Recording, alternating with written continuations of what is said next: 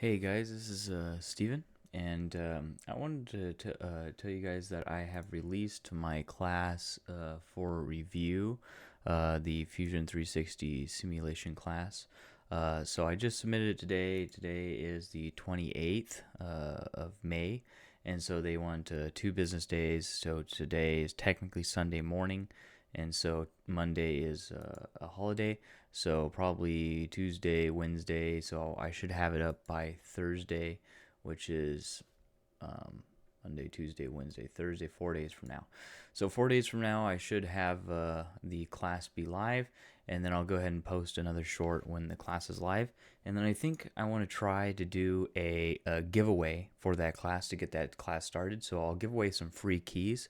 So be looking out for that short, and I will post the free key link on that short, and it'll probably be for like 5 days or 30 days. We'll have to see.